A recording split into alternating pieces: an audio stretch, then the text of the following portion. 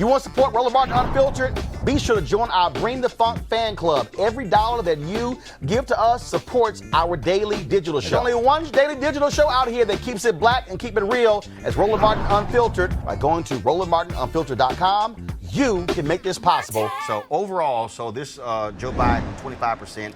Kamala Harris, 15%, Elizabeth Warren, 12%, Bernie Sanders, 10%, then Cory Booker, Beto O'Rourke, Andrew Yang, Donald Trump is at 1%, Castro, Buttigieg, Kirsten Gillibrand, de Blasio, all the rest of them people.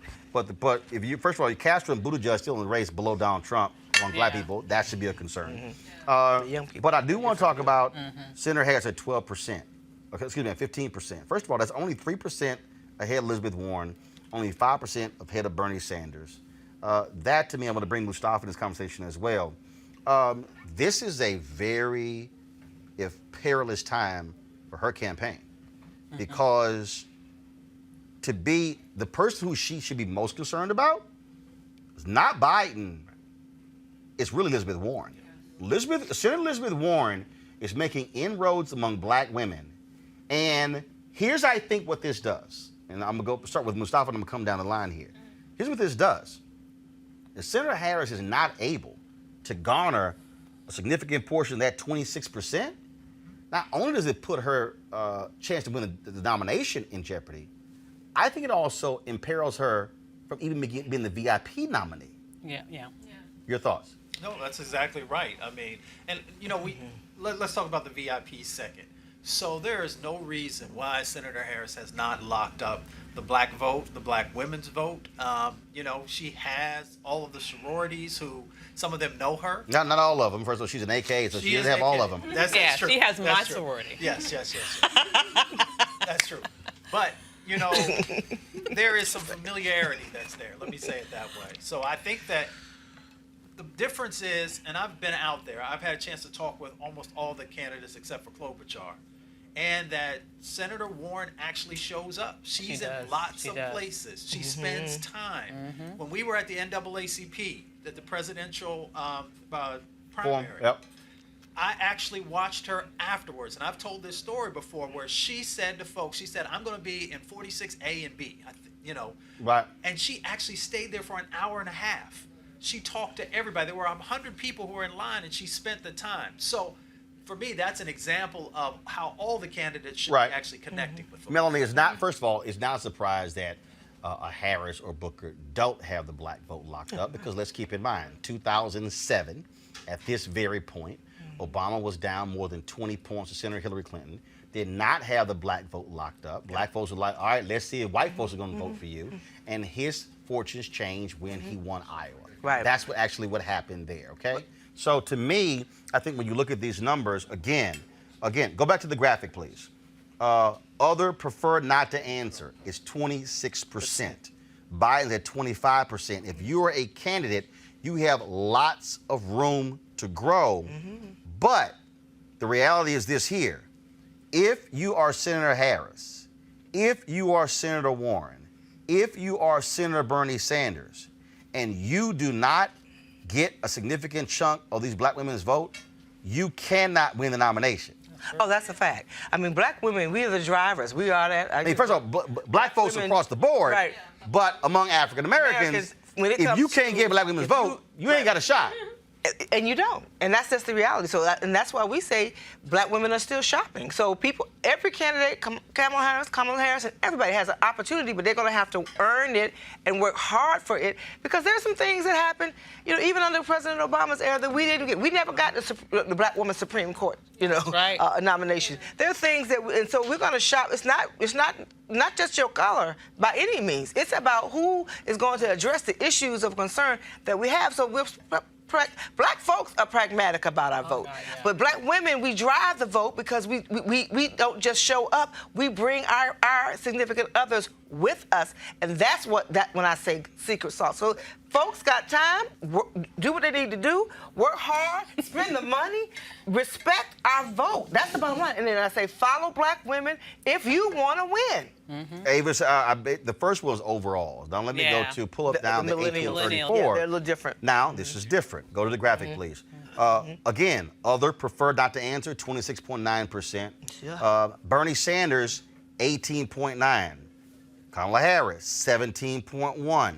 Elizabeth Warren, 13.7. Joe Biden, 10.3. Now, among 1834, Joe Biden's at 10%. Overall is among 26%. Now, let me say this, Avis, and this is again, I've said this story numerous times. If you're 1834, you're millennial, you're Gen Z, and you think you're all of that, this doesn't mean a damn thing if you don't go vote. The reality is, and that's why I don't care what none of y'all say, and y'all can say, well, you wrong being 50. No, you wrong. The reality is here. Black people 50 and over vote. That's true. In significant numbers. And if you're Joe Biden, and if you're sitting here saying, I need to win the nomination, I am not going to be spending lots of time talking to some 1834-year-old people, because the numbers don't lie.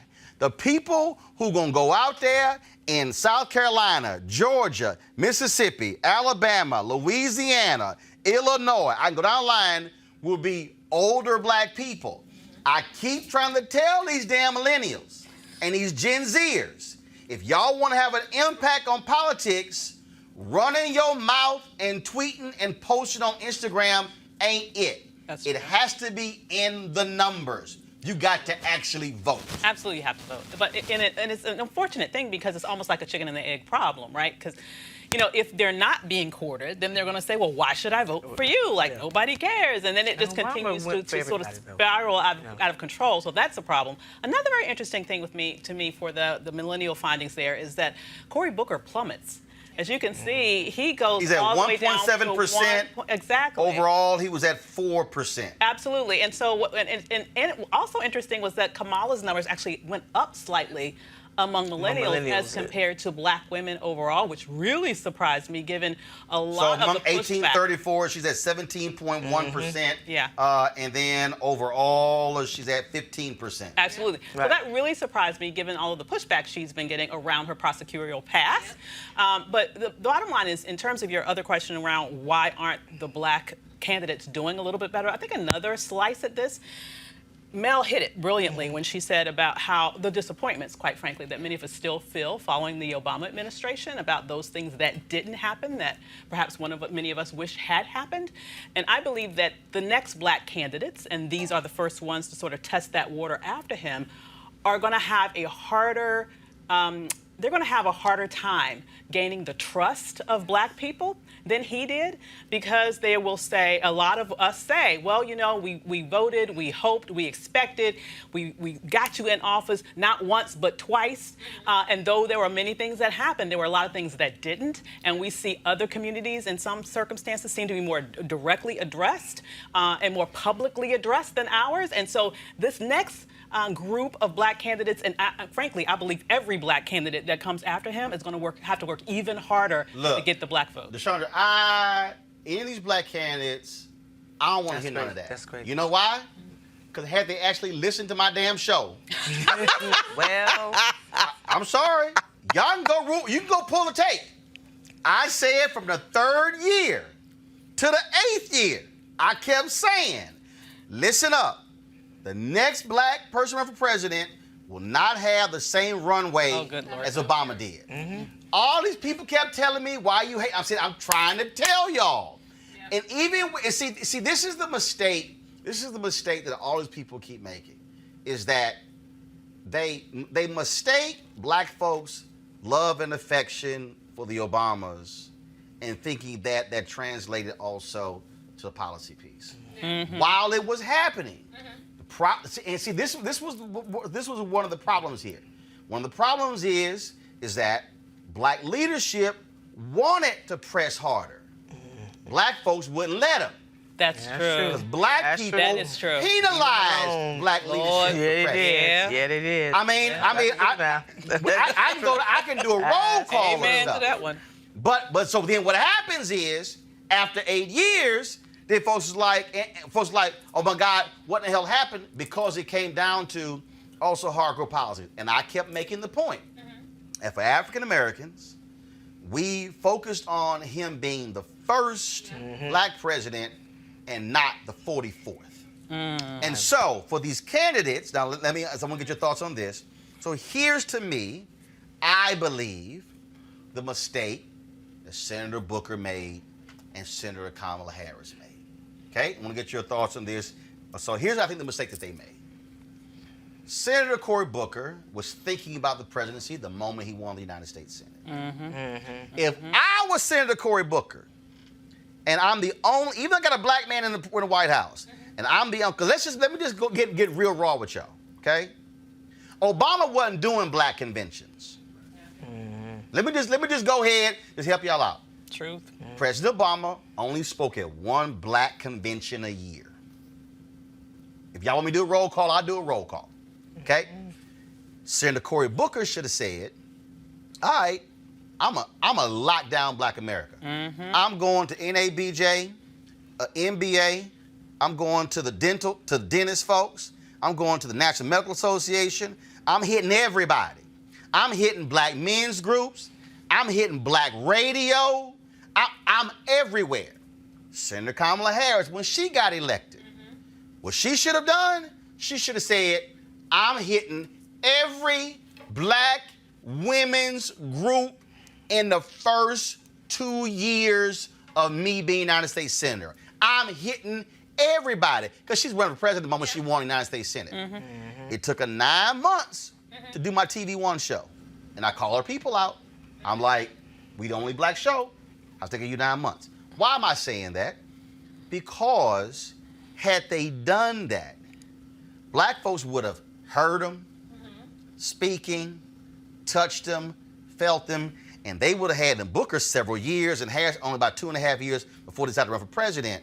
They're now seeing the results of not doing that, and that's, I think, what they're lagging behind. Go ahead. Because they took our vote for granted just like everyone else. Yes, Wait, hold on, let's face no. Yes. I think they chose, actually, I think they thought running the Obama game plan would work a second time, when if they had listened, we said, don't use that playbook because it only works one time. Because the novelty of having the first black president you go. has worn off. Yes. But I do think that they had And we live in the I'm black backlash. too. Yes. I'm Cory Booker. I'm black too. And it's like, no, we're not going to just come for you because you look like us. You don't have a relationship with us. You're right. You haven't gone to NABJ or Urban League or anything else. We want to know who you are. We want to hear from you before you step out into the main stage. Well, We I want would say too, relationships. but I would also say too, because a lot of that, I won't say they went to everything, but I ran into Cory Booker and both of them. I'm talking about having a, not just the conventions. What I'm really talking about is, I was gonna say, which they they showed up and stuff. they did not maximize black radio. Look, I have the news segment on Tom Joyner Morning Show. I can tell you, if you want to come on Tom Joyner Morning Show as a politician, it was my segment. I can tell you on one hand how many times in the last 11 years they did Joyner. And what I'm saying is, if that was your plan, I'm sitting there going, all right, black people get the information from where? Black radio. Roland would, if I'm Senator Booker or Senator Harris, I would have been like, look, I'm coming on Tom Joyner, Steve Harvey, Ricky Smiley, Erica Campbell, Baston, Hughley. Also, I'm coming on once every 3 months. See, that way you're hearing me, because even though you're a United States Senator, I ain't from New Jersey, California, so I ain't really seeing you. Right. That's what I mean by working and saturating. So you take the organizations and black media. Oh, now 2, 3, 4 years in, when you announce, we've heard you. We know you. We know you. We've touched you. We've seen you. Now you're not starting, because the reality is, in many ways, Melanie, they were starting from the same position as Buttigieg, Yep. as O'Rourke, as the rest of the candidates. So now you got to really work for it versus had you put that work in when you were U.S. Senator. That to me, I just think that's playing a huge role when I see these numbers. But see, no, I think that's taking us. I think that's taking no, they us gotta for put it in. granted. I really think that in some ways that's taking the black vote for granted. They think it's going to be automatic. Here I am, a black candidate. I'm coming before you. I need you to support me, just like you supported Obama.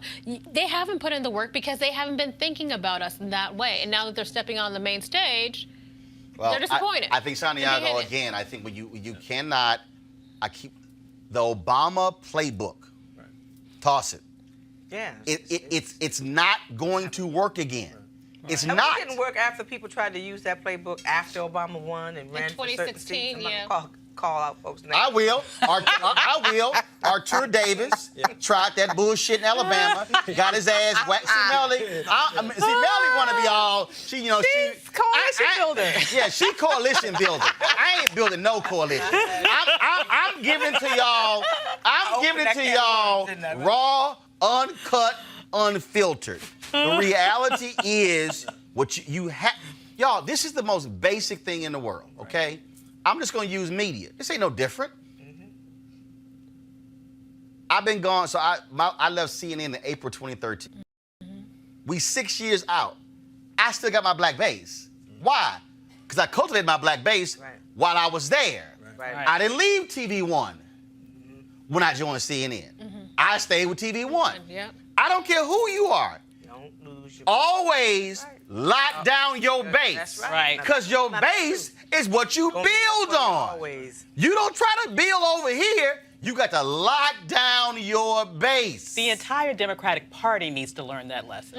Let's just be real. Yeah, The not just entire, them. not the entire Democratic Party. But we needs know to we learn need to understand what is our base because we keep chasing these disenfranchised white voters. We keep Right, chasing they're not these the people. base. They aren't our base. We need to let them Exactly. go. Let God. And the reason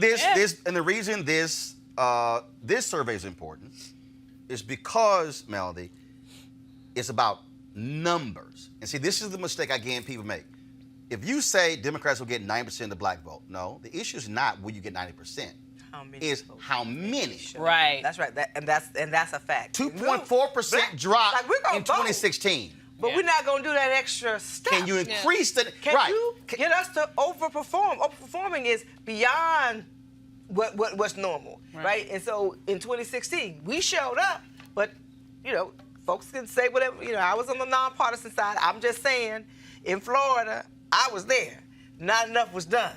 That's a fact. Oh, So a lot of I-4 corridor was not done, taken care of. And who lost? Some folks lost that I-4 corridor. Those who know Florida. There's a template for success in our communities, and people know it. If you are a great comedian, you work the circuit, and people get to know you, and then whenever you blow up, they come and support you. They'll pay that $50, $70, $100 ticket, that type of thing. Great singers, they work the circuit. Everybody knows that. Great preachers, they work the circuit. Yeah. So with our community, you got to work the circuit. And if you're not willing to show up, then you're not going to get our vote. And it's just that simple. And so, and then when you talk about again how you let's go back to the survey here, and let me go. So let's go back to my iPad. Let me go back to the overall number here.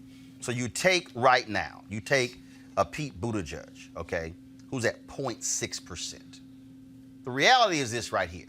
Now, I just saw a story a moment ago where a number of ambassadors who supported Obama, they're backing Buttigieg.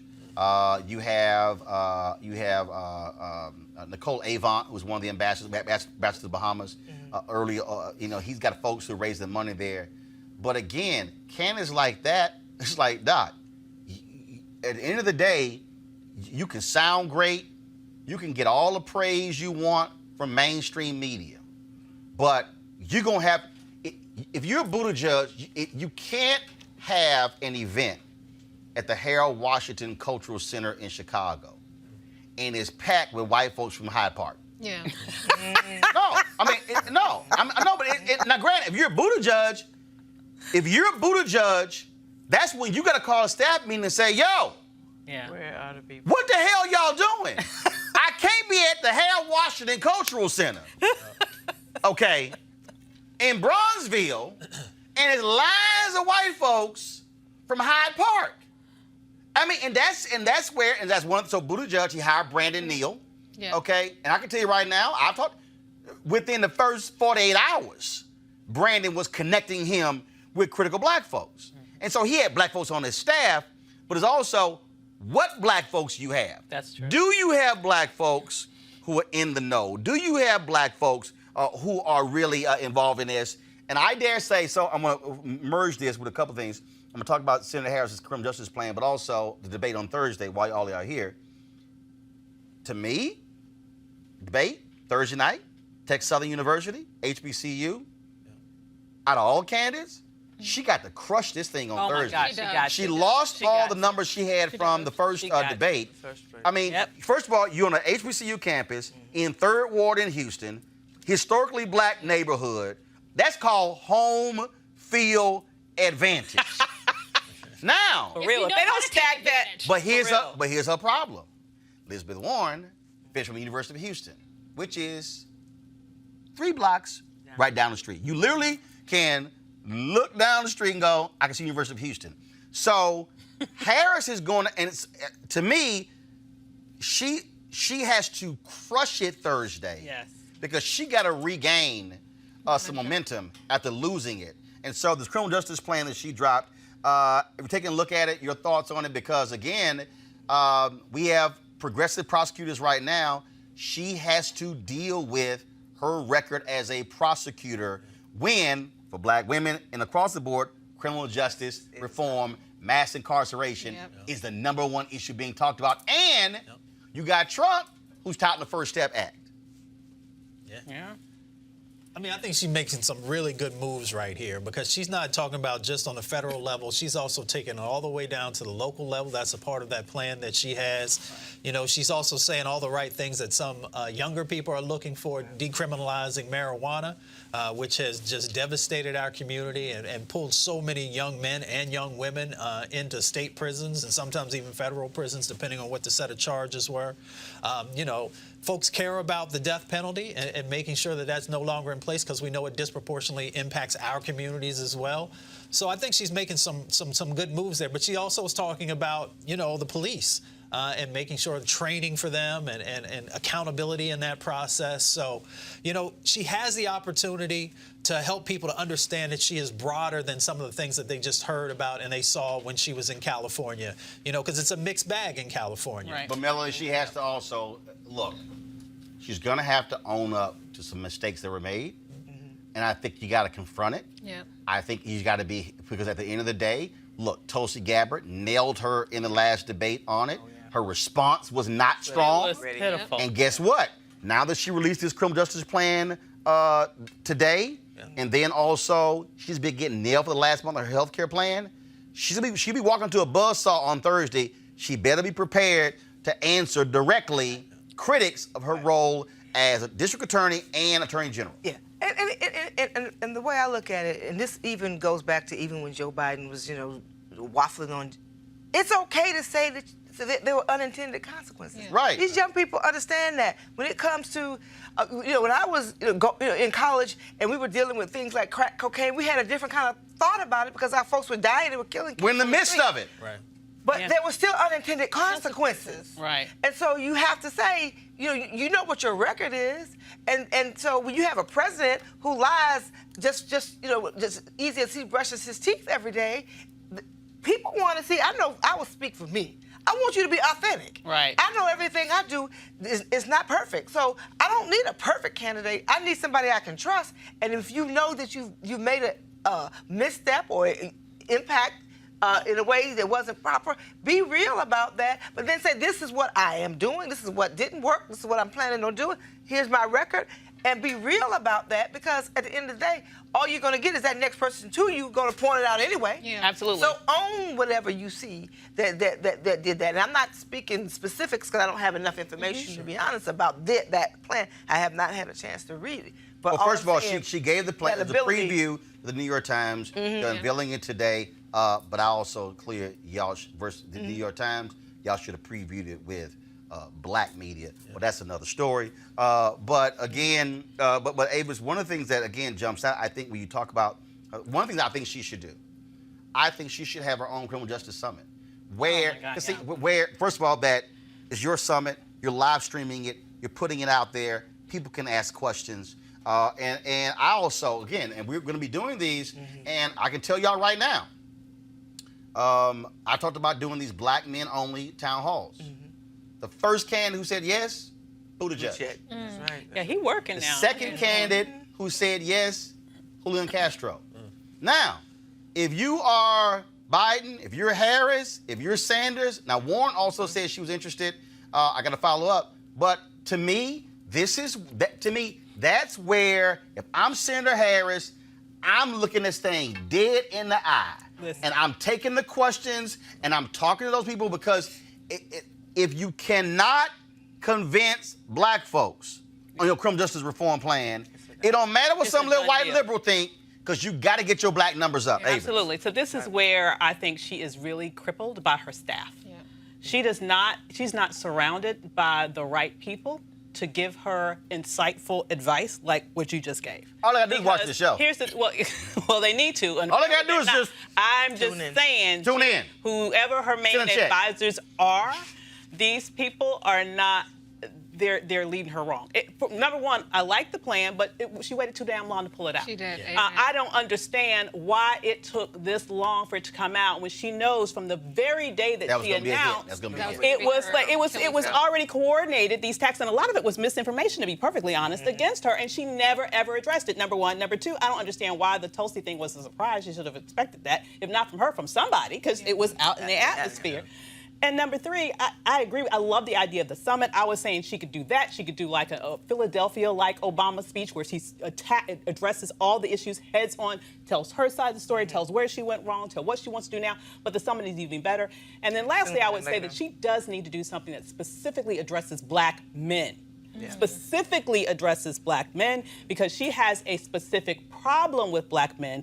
Part of it related to the criminal justice issues, Right. but let's also be petty, okay? Part of it related to the fact that she's married to a white man. So she needs to figure out a way to connect with black men so that they see her and respect her for herself and for the candidate that she is, and not for all of this sort of vile innuendo that keeps circulating throughout social media. Deshandra, again, when I look at these numbers, I think if it's number one for black women, criminal justice reform, mass incarceration. If you notice number one for black men, Yeah. and then you're gonna have Trump running around talking about his appeal to black folks, because what Yep. Trump knows he can't get black women. Okay, he already knows that. Okay, Oh, that's all right. what he's trying to do is he's trying to get 15% total black support, Yep. and what he's trying to do is to put the black male support at 85% for Democrats, because last time it was 94 for Hillary Clinton, 94 for Hillary Clinton, and it was about 86, 87 for she got black like men 13%, for yeah. Hillary Clinton. Right. Okay, that's right. it was a 9-point gap. Also, was a 9-point gap between black men and black women between Obama and Romney. So this gap between black men and black women for Democrats It's exploiting it. ain't It's because real. of Trump. It was there was with already Obama there. Romney. I'm just saying they might want to pay attention. Your final thought on this? Well, no, topic. he is definitely going after black men, and you see that with his digital spending. He realizes that's an opportunity for him. He's written black women off. But, you know, when he asked in 16, you know, why not vote for me? What do you got to lose? Some people were looking around in the barbershops and like, yeah, what do I got to lose? You know, like, let me try something different, because the Obama years didn't lift me out. You know, I'm still here. I'm still in the same place. That's one thing we have to acknowledge. You know, we cannot assume that we have a lock on the black vote. We cannot assume that he is not making overtures to black men. But going back to the criminal justice plan, it's a day late and a dollar short. I mean, Biden came out with his plan. Elizabeth Warren came out of her plan. Julian Castro, you know, forget the low numbers. He's been talking about He's been policing, on it. and he's Right. had some really good things to say in Yeah. debate. No one just knows who he is, but he's had some really insightful things to say. This is her Achilles heel, and she's just now addressing it. Yeah, it's crazy. Right. If you knew this was going to be a problem, that should have been one of the first policy Absolutely. things you put out of the gate. Now, of course, now you're allowed to build up. The reality is, final point here, Melody, it's a huge swath of black women who are sitting there waiting to be courted, waiting to back somebody. The race really begins after Thursday. I always said October 1, when the race begins. Yeah, I said all the rest of this crap, this is preseason, this is training camp, preseason ball. Regular season now starts after Thursday. Well, you took my words, because I was going to say, you know, so the glass half full for these candidates is post Labor Day. The race is on, and folks going to have to put on the gas, show up, be everywhere, but most importantly, be authentic and address the issues. This poll gives people a snapshot in time. They see where they are. These women are These are black women who vote, right? So if you ignore it, you know, it's free opportunity, free information for you. You know, we didn't do it for you. We did it for ourselves. So we would be clear what we know we want for our vote. And so, you know, ignore it at your peril. Yeah. Where can people, if they want to go read the whole thing, where can they go read it? They can go to unitycampaign.org. All right, Roland Campbell, we appreciate it. Thanks a bunch. Thank you. All right, folks, back to our Roland Martin Unfiltered video in just one moment. All right, folks, let's talk about 420 real estate here. Of course, marijuana, of course, continues to grow as a legal product all across the country. And our good friends at marijuanastock.org have already reached more than half of their funding goal for the hemp CBD investment. That's right. If you want to take advantage of this great opportunity, you need to do it right now because it won't last much longer. Now, if you don't know, I'm talking about the hemp plant, the good cousin to marijuana, with a much higher concentration of CBD. That means hemp gives you all the medical benefits of marijuana without getting you high. Also, if you don't know, hemp farming is now legal in the United States, creating one of the largest commodities worldwide. It's just an incredible investment opportunity, and that's where our good friends at 420 Real Estate come in. Their business model is simple. They buy land that supports hemp CBD grow operations and lease it to licensed, high-paying tenants. That's right, they're hemp CBD landlords, and you can get in on the action.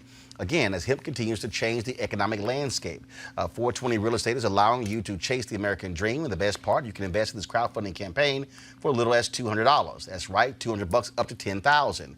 Now, again, you must get in before the fund closes. To invest, go to marijuanastock.org. That's marijuanastock.org. You can get in the game and do it now. Now back to your Roland Martin Unfiltered video.